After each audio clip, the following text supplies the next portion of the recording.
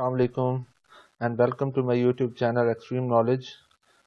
अच्छा, आज मैं आप लोगों को बताऊंगा कि जो कॉन्ट्रैक्ट एम्प्लॉयज़ होते हैं specially in government education department, तो उनका जब कॉन्ट्रैक्ट पीरियड ख़त्म होता है तो वो रेगुलर कैसे होते हैं, वो परमानेंट कैसे होते हैं। उसका एक कंप्लीट प्रोसीजर है, आपने फॉलो करना है स्टेप बाय स्टेप। मैंने बहुत डिटेल से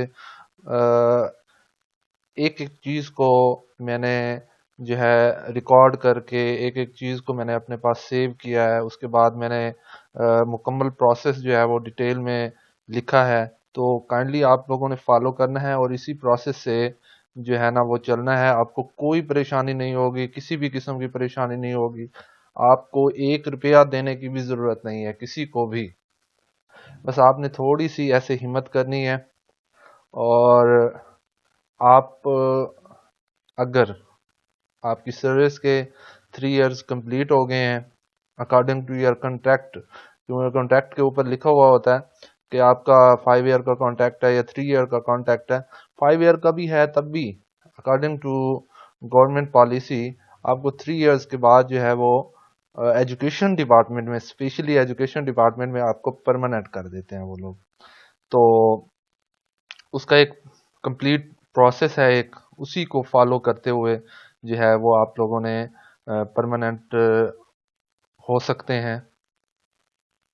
अदरवाइज आपके पास चॉइस भी होती है कि अगर आप परमानेंट नहीं भी होना चाहते और कॉन्ट्रैक्ट पे ही काम करना चाहते हैं तो आप कर सकते हैं।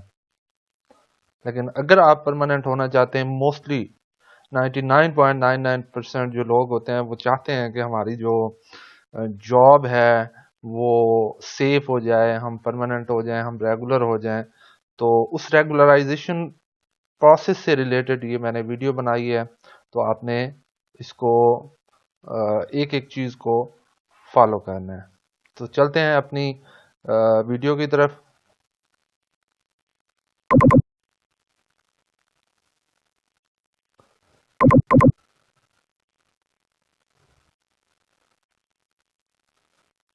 ये रेगुलराइजेशन की मैंने एक पीपीटी बनाई हुई है, उसमें मैंने सारा जो है वो प्रोसेस जो है वो स्लाइड्स बना के मैं एक्सप्लेन करूंगा आप लोगों के साथ। तो ये देखें, सबसे पहले आपने रेगुलराइजेशन का नोटिफिकेशन का वेट करना है। जैसे ही आपके 3 इयर्स कंप्लीट होते हैं तो आपके जो डिस्ट्रिक्ट एजुकेशन ऑफिसर्स होते हैं वो एक नोटिफिकेशन भेजते हैं कि जिन जिन एम्प्लॉयज़ के 3 इयर्स कंप्लीट हो गए हैं और उनकी वो परमानेंट होने के लिए अपनी फाइल्स जो हैं वो डिस्ट्रिक्ट एजुकेशन ऑफिसर्स, मेल हैं या फीमेल है, उसको आपने सबमिट करवानी है। तो आपने सबसे पहले तो वेट करना है उस नोटिफिकेशन का। आपके अगर 3 इयर्स कंप्लीट हो भी गए हैं तब भी आपने उस नोटिफिकेशन का वेट करना है। नॉर्मली ऐसे होता है कि वो नोटिफिकेशन जो है वो 3 इयर्स कंप्लीट होने के विद इन ए वीक जो है वो क्योंकि एजुकेशन डिपार्टमेंट वालों को भी ऑलरेडी पता होता है कि फलां रिक्रूटमेंट के लोग जो हैं उनके 3 इयर्स 2017 के या 18 के या 16 के इनके 3 इयर्स कंप्लीट होने वाले हैं। तो वो normally within a week, आपके कॉन्टैक्ट पीरियड खत्म होने के विद इन ए वीक वो नोटिफिकेशन इशू कर देते होते हैं। एनी हाउ आपने जो है वो नोटिफिकेशन का वेट करना होता है। उसके बाद आपने बनानी है पर्सनल फाइल। आपने पर्सनल फाइल बना लेनी है अपनी according to the check list updated. मतलब जो चेक लिस्ट उस वक्त चल रही हो, मतलब उसी ईयर चल रही हो चेक लिस्ट, वो आपको एजुकेशन ऑफिस से ही मिलेगी।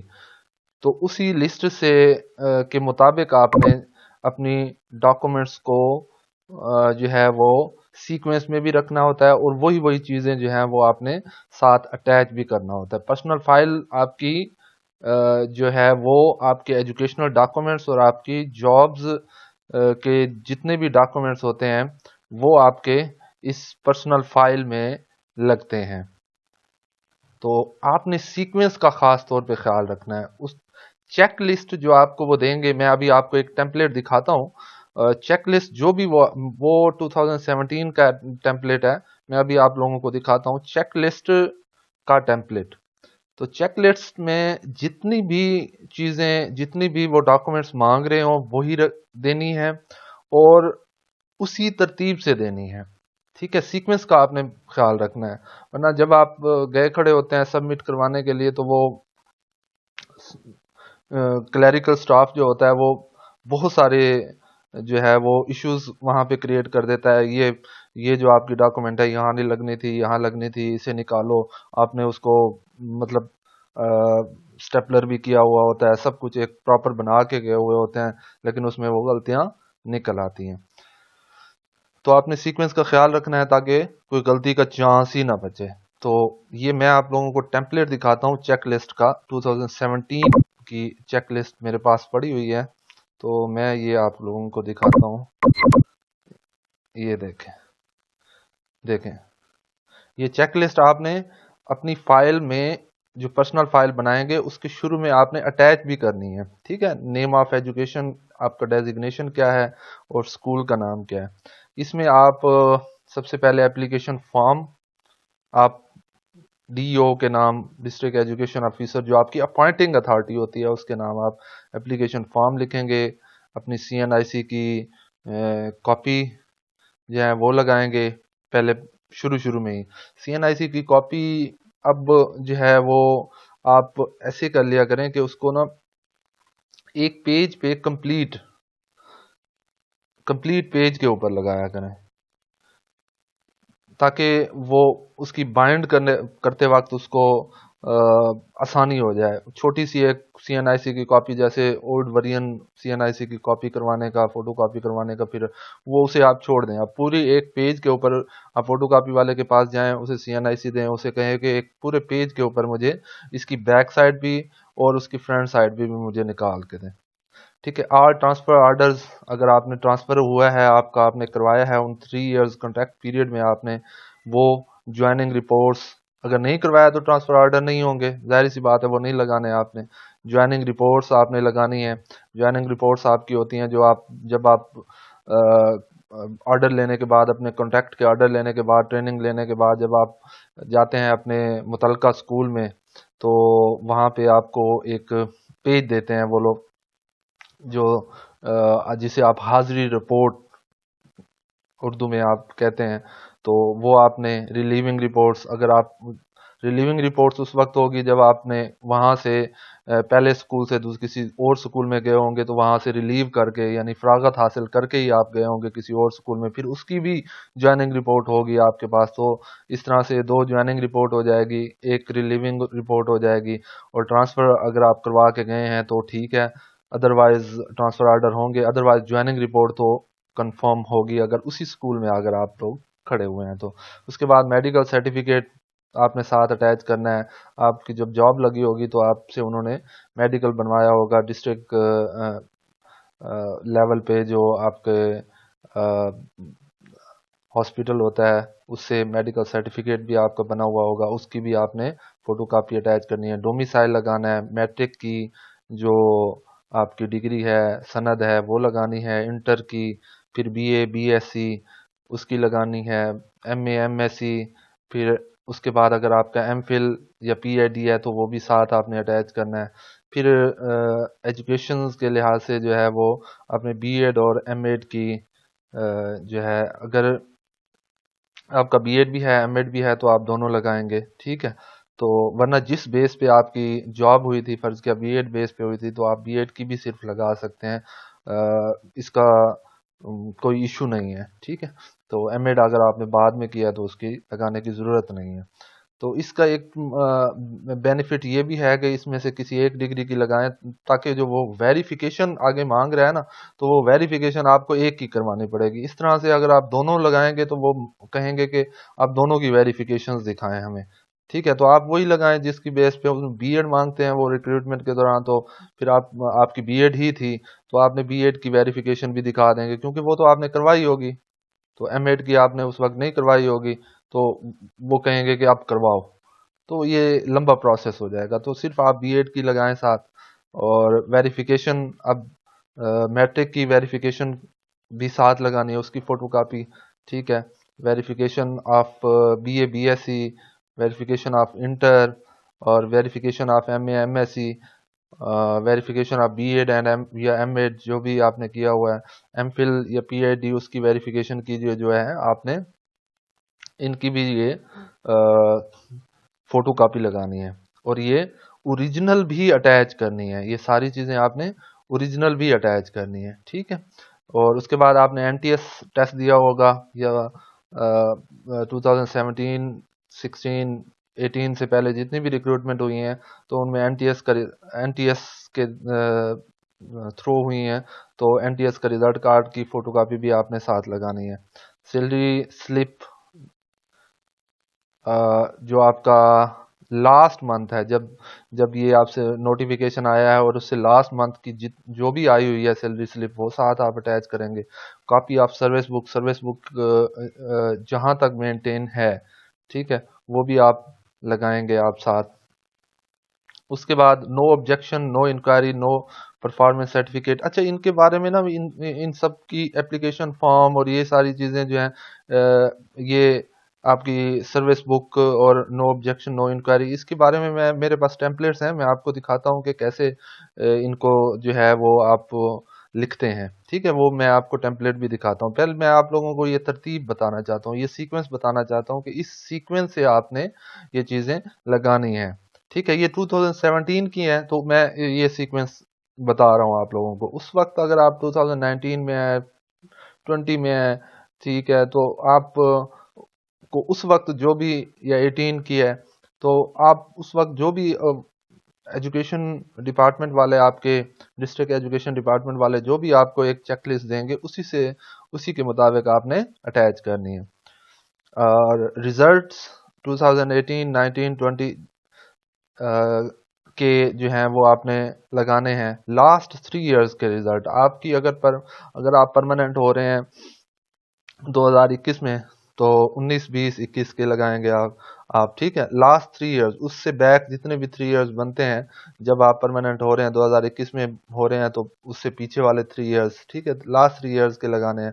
उसके बाद परफॉर्मेंस इवेल्युएशन रिपोर्ट, ठीक है, performance evaluation report hard copy में आपने, ये मैंने एक और अपनी वीडियो जो है वो बनाई है, तो उसमें मैंने डिटेल से बताया हुआ है कि कैसे इसको PERs, परफॉर्मेंस इवेल्यूशन रिपोर्ट, या ACRs, जिसे ACR नॉर्मली जो है वो जो परमानेंट एम्प्लॉयज होते हैं उनकी ACRs होती हैं, और जो कॉन्ट्रैक्ट एम्प्लॉयज होते हैं उनकी PERs होती हैं, परफॉर्मेंस इवेल्यूशन रिपोर्ट्स। ठीक है, वो भी आपने लास्ट 3 इयर्स की वो भी देनी होती हैं। ठीक है, उसकी भी जो है वो फोटोकॉपी अटैच करनी होती है साथ, और उसके बाद एक एफिडेविट भी देना होता है। ठीक है, तो ये सीक्वेंस है।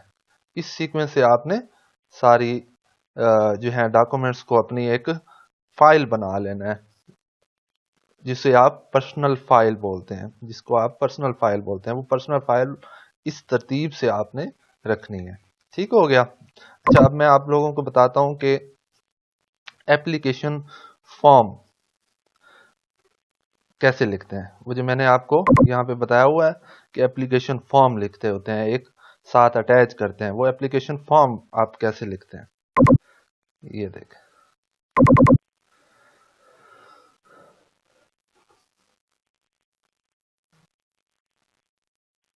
एप्लीकेशन फॉर्म देखें, to district education officer Multan, application for regular appointment, यानी आप डिस्ट्रिक्ट एजुकेशन ऑफिसर मेल या फीमेल यहाँ पे लिख देंगे, आप M या F लगा देंगे। तो आप रेगुलर अपॉइंटमेंट के लिए उनको एक एप्लीकेशन दे रहे हैं कि अब मेरा कॉन्टैक्ट पीरियड जो है वो ख़त्म हो गया है, तो काइंडली आप मुझे ना रेगुलर कर दीजिए अकॉर्डिंग टू योर नोटिफिकेशन जो आपने भेजा है।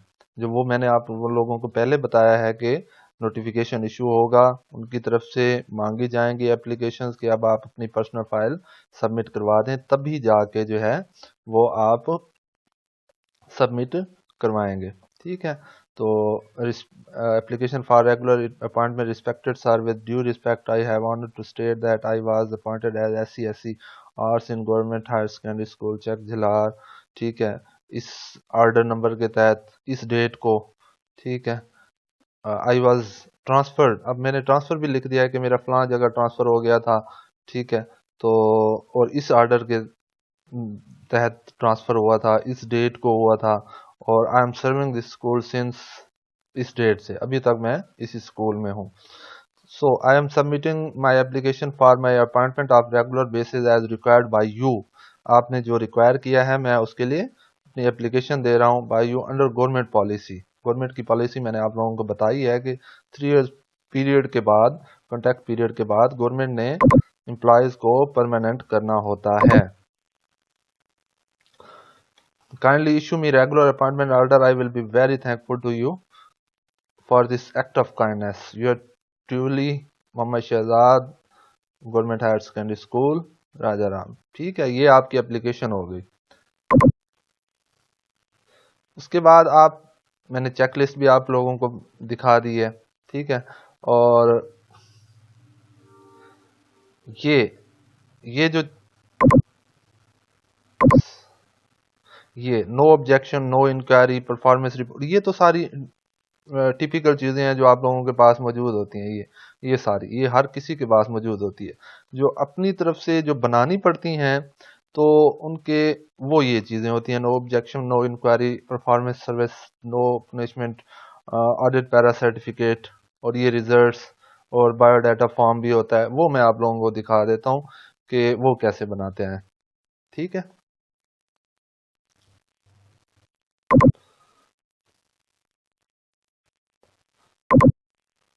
तो आप करेंगे क्या? अब मैं आप लोगों को बताता हूँ कि सर्टिफिकेट ऑफ कॉन्टिन्यूस सर्विस, एक होता है सर्टिफिकेट ऑफ कॉन्टिन्यूस सर्विस बनाना होता है आपने, कि मैं इस स्कूल में यहाँ तक इतना अरसा सर्विस करता रहा हूँ। देखें, it is certified that mister Mohammad Shahzad son of फलां फलां SC/SC पोस्ट जो है वो मेरी SC/SC थी, तो वो is here bye verified in this school. मैं इस स्कूल में अब जॉब कर रहा हूँ, पहले मैं किसी और स्कूल में था। अब ये देखें, ये मैंने जो पिछला स्कूल था वो उसका नाम भी लिख दिया। यहाँ फ्रॉम में आप जो है वो डेट लिखेंगे, टू जिस स्कूल में मैं पोस्ट मेरा जो है वो, अच्छा, ये डिटेल ऑफ EOL भी साथ लगानी है।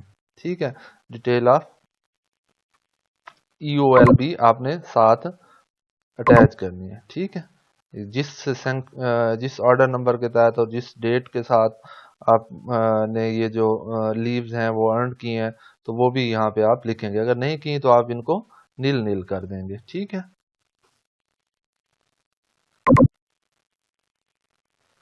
अच्छा, अब मैं आगे आपको बताता हूँ कि लास्ट 5 इयर्स के रिजल्ट या 3 इयर्स के रिजल्ट कैसे मेंटेन करते होते हैं।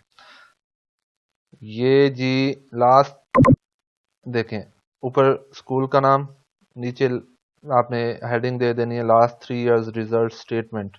और इस स्कूल में मैं एज ए SC/SC जॉब करता रहा हूँ, तो ये मेरे जो हैं वो रिजल्ट्स हैं।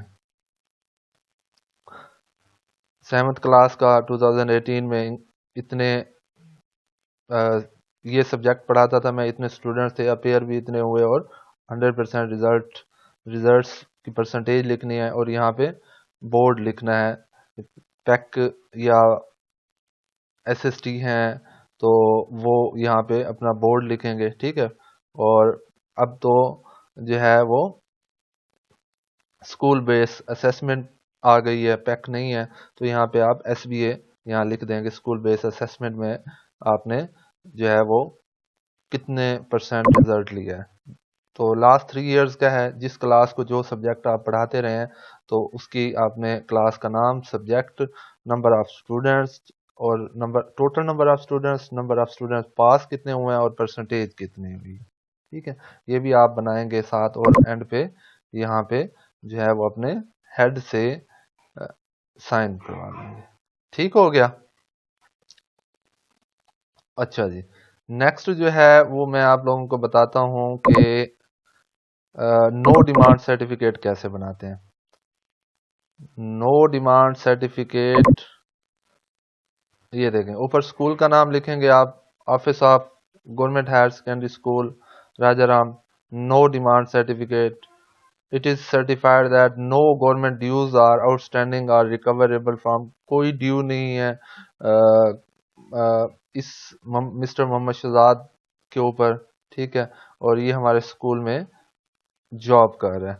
इसके भी एंड पे आपने अपने प्रिंसिपल या हेडमास्टर या प्राइमरी स्कूल के जो भी आपके प्राइमरी स्कूल के टीचर्स हैं वो अपने पहले हेड से, फिर अपने एईओ से, फिर अपने डिप्टी डीईओ से, फिर उसके बाद डिस्ट्रिक्ट एजुकेशन ऑफिसर के पास जाता है।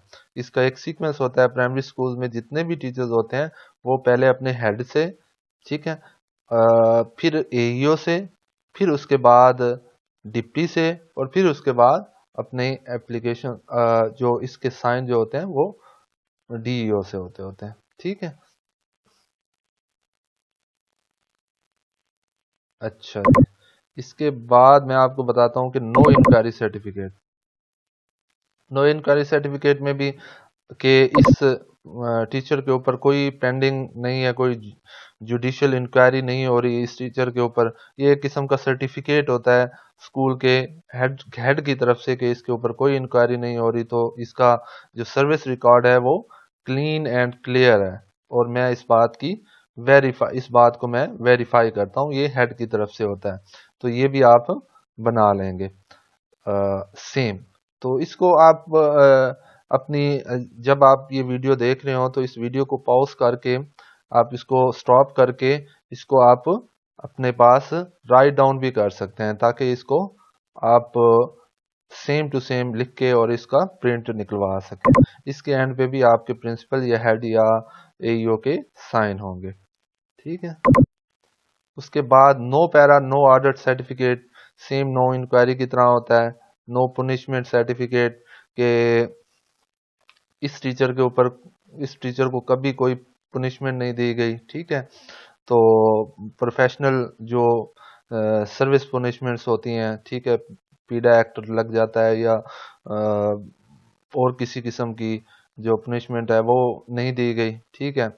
और इसमें भी आप सेम नो इंक्वायरी सर्टिफिकेट के अंडर लिखेंगे कि नो के इसका जो सर्विस रिकॉर्ड है वो नीट बिल्कुल क्लीन है, ठीक है। उसके बाद परफॉर्मेंस सर्टिफिकेट, ये मैं आप लोगों को दिखा देता हूँ। परफॉर्मेंस सर्टिफिकेट में आप सिंपली ये लिखेंगे कि it is certified that mister Mohammad Shahzad, अपना नाम आ जाएगा यहाँ, जहाँ बोल्ड है यहाँ पे आप अपना नाम लिखेंगे, सेम टू सेम ये नहीं उतारना, आपने अपना नाम लिखेंगे, अपनी पोस्ट लिखेंगे और अपने स्कूल का नाम लिखेंगे, ठीक है। His performance is very good during the period of his service, उसके कॉन्ट्रैक्ट पीरियड के दौरान उसकी परफॉर्मेंस बिल्कुल अच्छी रही है, बहुत अच्छी रही है, ठीक है। ये भी प्रिंसिपल के एंड पे आपने साइन करवा लेना है या अपने हेड या एईओ से, ठीक हो गया। उसके बाद आपने जो है वो ये एक बायोडाटा फॉर्म है, ये देखें बहुत इंपॉर्टेंट है। बायोडाटा फॉर्म अक्सर इसमें ना मिस्टेक्स निकाल देते हैं जो आप फाइल सबमिट करवाने जाते हैं, तो इसमें इसका आपने खास ख्याल रखना है, ठीक है। और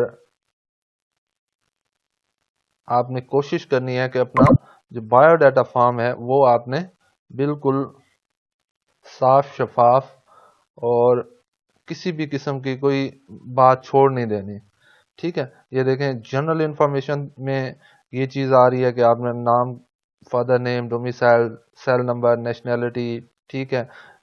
जैसे आप अपनी सीवी में ये चीज़ें सीवी में भी लिखते होते हैं, तो यहाँ फर्स्ट अपॉइंटमेंट ऑर्डर नंबर लिख देंगे और ऑर्डर की डेट लिख देंगे, ठीक है।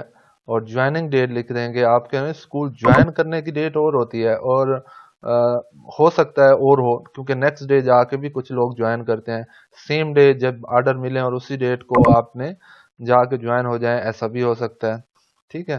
तो वो आपका जो ज्वाइनिंग रिपोर्ट होती है जिसे आप हाजिरी रिपोर्ट कहते हैं, उसी के ऊपर वो लिख देते हैं कि ये इसने अगर फर्स्ट टाइम आपके एक दिन में फर्स्ट टाइम अगर आपको ऑर्डर मिले हैं तो आप क्या करते होते हैं कि वो मॉर्निंग के हो जाते हैं और यानी सुबह, कबल अज, दोपहर, ठीक है, ये लिखा जाता है अपनी जो ज्वाइनिंग रिपोर्ट होती है, आपकी हाजिरी रिपोर्ट, कि इसने सुबह को ही करवा दी है। ठीक है, तो और अगर आप बाद अज दोपहर लिखते हैं तो यानी दिन के बाद, सुबह को आपको ऑर्डर मिले हैं और अगले उसी दिन अगर सेकंड टाइम यानी 12 बजे के बाद अगर आप ज्वाइन कर लेते हैं तो ऐसा भी हो सकता है, सेम डेट भी हो सकती है। लेकिन नॉर्मली जो है वो लोग नेक्स्ट डे जाके करवाते हैं। बेहतर यही है कि उसी दिन ही आप जाके ज्वाइन हो जाएं। पोस्ट का नाम लिखना है और पे स्केल लिखना है आपने अपना प्रेजेंट, और प्रेजेंट स्कूल का नाम लिखना है और उसका अपना एड्रेस लिखना है। फिर यहाँ पे अपने आपने सीवी की तरह पे जो भी आपकी डिग्रीज हैं उनको आपने सब डिग्रीज को लिख लेना है। कोशिश कीजिएगा अगर आपकी मास्टर डिग्री जो है वो एक से ज्यादा है तो आप वो डिग्री यहाँ पे लिखें, जैसे मैंने लिखी हुई है। मेरी मेरी जो है वो 6 MA है, लेकिन मैंने सिर्फ 1 MA यहाँ पे लिखा हुआ है, शो किया हुआ है। तो मास्टर डिग्री मेरी 6 है, लेकिन मैंने यहाँ पे सिर्फ एक अपना MA शो किया, जिस बेस पे मैं यहाँ पे अपॉइंट हुआ था, MA पॉलिटिकल साइंस बेस पे। मैंने अपना नहीं लिखा कॉमर्स का, इकोनॉमिक्स का, इंग्लिश का, एजुकेशन का, बिजनेस एडमिनिस्ट्रेशन का, उसकी मैंने अपनी यहाँ पे डिग्री शो नहीं करवाई। अपना एमफिल भी लिखना है आपने, बीएड और एमएड अगर आपने किया हुआ है तो वो भी आप यहाँ पे लिख देंगे। उसके बाद जिस स्कूल में आपने वर्क किया है यहाँ पे आप वो भी लिख लेंगे कि, लेकिन यहाँ से ट्रांसफर हो गया है तो आपने फ्रॉम टू यहाँ तक आपने काम किया है, तो बस वहां तक आपने स्टॉप कर लेना है। ठीक है, और इस स्कूल में अगर आपने किसी और स्कूल से गए हैं तो वहां पे भी आप फ्रॉम डेट में और टू डेट में, मतलब यहाँ तक मैंने उसमें रहा हूँ, और उसके बाद फिर ट्रांसफर करवा गए हैं आप, तो एक एंडिंग स्कूल में आपने जो आखिरी स्कूल होगा आपने वहां पे आपने लिख देना है कि अब मैं यहाँ पे मौजूद हूँ, कंटिन्यू है मेरी सर्विस। ठीक हो गया, ये बहुत इंपॉर्टेंट है, ये इसमें आपने मिस्टेक नहीं करनी बायोडाटा फॉर्म में। उसके बाद है जी सिनॉप्सिस। सिनॉप्सिस इस दफा जो 2018 की रिक्रूटमेंट वाले लोग थे वो 2021 में जाके जब परमानेंट हुए हैं तो उनकी जो मैक्सिमम जो मिस्टेक्स हुई हैं वो ज्यादातर सिनॉप्सिस में हुई हैं। ठीक है, सिनॉप्सिस में आप क्या लिखते हैं कि सिनॉप्सिस बनाने का तरीका ये है कि यहाँ पे आपने ये देखें अपना नाम लिखा है, स्कूल का नाम लिखा है, name, father name, date of birth, designation, qualification, government service में एंट्री जो है, प्रेजेंट ग्रेड में एंट्री जो है वो आप लिखेंगे। मेरी 2017 में अब मेरी फर्स्ट जो एंट्री हुई थी गवर्नमेंट सर्विस में वो 2017 में हुई थी, और ये सेम भी हो सकती हैं। ठीक है, ये सेम भी हो सकती हैं क्योंकि गवर्नमेंट सेक्टर में भी आप उसी दिन आए हो और अब इस स्केल पे आप जो काम कर रहे हो उसकी डेट भी वही है। लेकिन मेरी 2017 पे क्योंकि पीएचडी की पोस्ट पे मेरी जो है वो अपॉइंटमेंट हुई थी, तो विद इन ए 7-8 मंथ उसके बाद फौरन वैकेंसीज आई थी और 2018 में हमारी दोबारा जो है वो अपॉइंटमेंट यहाँ पे हो गई थी। तो इसी वजह से मैंने ये लिखा है कि मेरी इस ग्रेड में तो इस डेट को हुई है। ठीक है, लेकिन गवर्नमेंट सेक्टर में मैं इस डेट को आया था, 2017 के अगस्त की 1 अगस्त को आया था मैं। ठीक है, अच्छा यहाँ पे आपने ईयर लिखना है, पोस्ट हेल्ड, इंटीग्रिटी,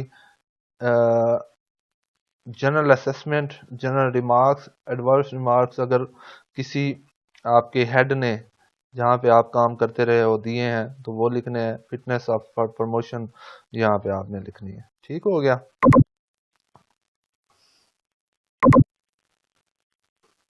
देखें, ये देखें यहाँ इस डेट से इस डेट तक मैं अच्छा ये एक बात आपने याद रखनी है कि ये सेम जो है ना, आपकी जो पी आर्स आपने बनाई होंगी उस पी आर से रिलेटेड होता है।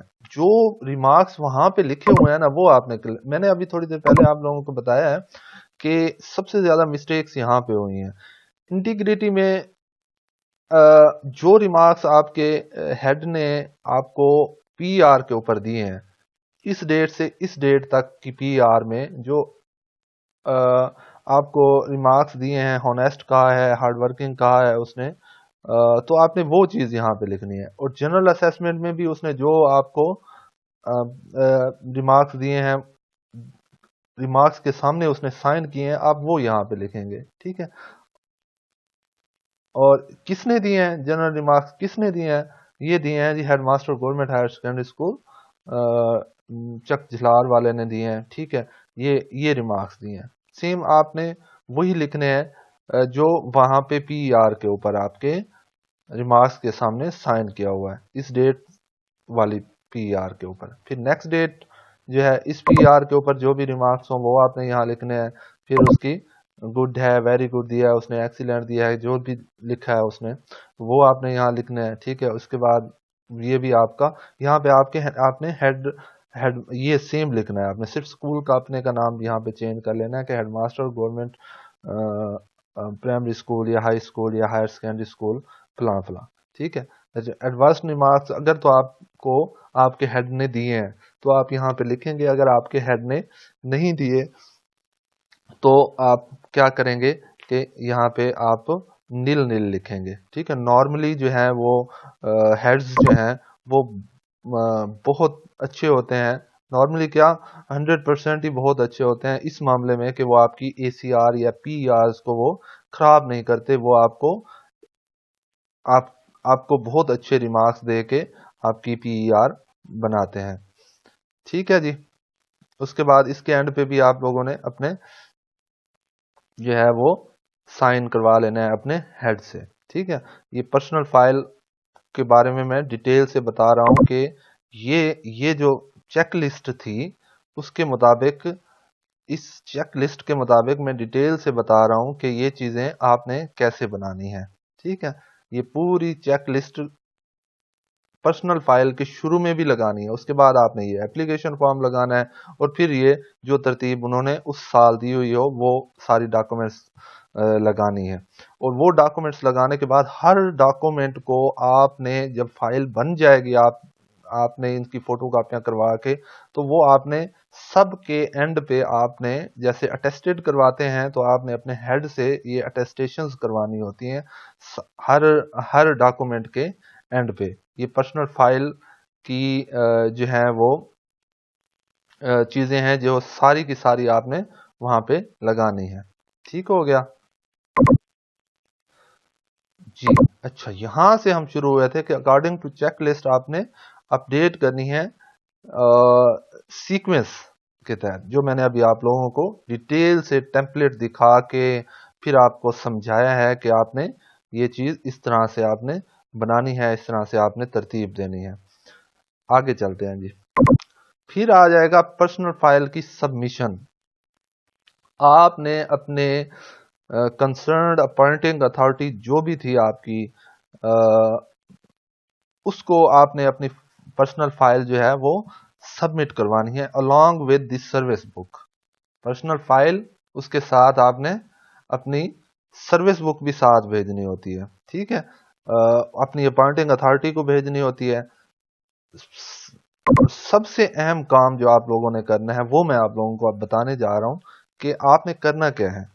करना यह है आपने कि आपने वहां से डायरी नंबर लेना है, जहां आप सबमिट करवा रहे हो तो वहां से आपने डायरी नंबर लाजमी लेना है, क्योंकि आपने जितनी भी चीजें यहाँ पे ये देखें इस चेक लिस्ट से के मुताबिक, आपने पिछली चेक लिस्ट मैंने आप लोगों को दिखाई थी जो, उसके मुताबिक आपने जितनी भी चीजें आपने सबमिट करवाई हैं पर्सनल फाइल में चेक लिस्ट से के मुताबिक, उनके ओरिजिनल भी साथ देनी होती हैं, ओरिजिनल डिग्रीज भी आपने साथ देनी होती हैं। तो एक मुकम्मल फाइल तब जाके बनती है। तो आपने वहां से डायरी नंबर अपना जरूर लेना होता है कि ताकि मिसप्लेस हो जाए तो आप कहने इतना कहने जितने हो आपके मेरे पास में पूरी की पूरी फाइल गुम हो गई है तो मेरे पास तो डायरी नंबर है, मुझे तो आप प्रोवाइड करें। ठीक है, तो इस डायरी नंबर के तहत मैंने सबमिट करवाई थी। सबमिट करवाते वक्त आपने डायरी नंबर जरूर लेना है। अच्छा, और एक काम जो आप लोगों ने जरूर करना है, करते नहीं है normally, make your own check list for your original document submitted in office as it takes more than 4 month.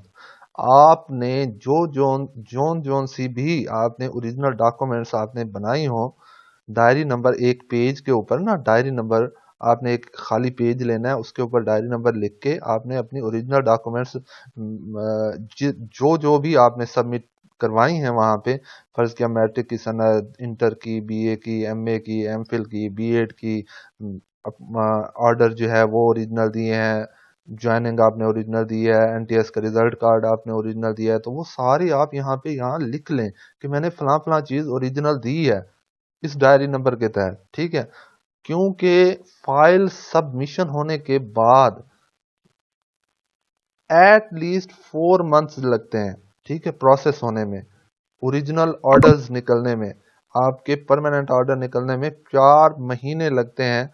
तब तक वो फाइल एक ऑफिस से दूसरे ऑफिस में जाएगी, एक कमरे से दूसरे कमरे में, फिर तीसरे में, फिर चौथे, ऐसे घूमती रहेगी फाइल। ठीक है, तो आपके पास अपना रिकॉर्ड होना चाहिए, आपके पास अपना रिकॉर्ड होना चाहिए, आपकी सेफ्टी हो है ये। आप खुद को सेफ रखें कि मेरी जो सारे डॉक्यूमेंट्स हैं वो यहाँ पे सबमिटेड हैं और फला फला डॉक्यूमेंट्स जो हैं वो सबमिट हैं। ठीक है, आपके पास रिकॉर्ड होगा। ठीक है, उसके बाद आपने अपने परमानेंट ऑर्डर का वेट करना है। 4 मंथ, एट लीस्ट 4 मंथ लगते हैं। ठीक है, तो आपने अपने परमानेंट ऑर्डर्स का वेट करना है। वेट करने के बाद आपने क्या करना होता है कि अपनी जो पे आप अब ले रहे होते हैं वो पे आप कॉन्ट्रैक्ट एम्प्लॉयज की ले रहे होते हैं, एज ए कॉन्ट्रैक्ट एम्प्लॉय ले रहे होते हैं। बहुत सा एसएसबी होता है और भी जो है वो चीज़ें हैं जो आप इजाफी गवर्नमेंट एम्प्लॉयज से इजाफी ले रहे होते हैं, तो वो आप जो है वो अपनी पे जो है वो आप कैसे ठीक करवाएंगे। परमानेंट ऑर्डर्स आने के बाद वो पे जो है वो आपकी सेट होगी। उसके लिए मेरी नेक्स्ट वीडियो जो है वो आप ज़रूर देखिएगा, उसमें मैं डिटेल से आप लोगों को बताऊंगा कि आपने अपनी पे को फिक्स कैसे करवाना है। वो पे फिक्स अकाउंट ऑफिस से करवाने का क्या क्या प्रोसेस है, कौन कौन सी डॉक्यूमेंट रिक्वायर होगी, और ये सारा प्रोसेस जो है वो मैं आप लोगों को डिटेल से बताऊंगा। तो आपने मेरी नेक्स्ट वीडियो ज़रूर देखनी है, और ये वीडियो भी आपने जो है वो अगर आप लोगों को पसंद आई है तो आपने मेरा चैनल ज़रूर सब्सक्राइब करना है, और साथ में बेल आइकन का बटन भी दबाइएगा, लाइक कीजिएगा। Thank you for your support, आप बहुत सपोर्ट कर रहे हैं मेरी, और thank you so much again. Allah Hafiz.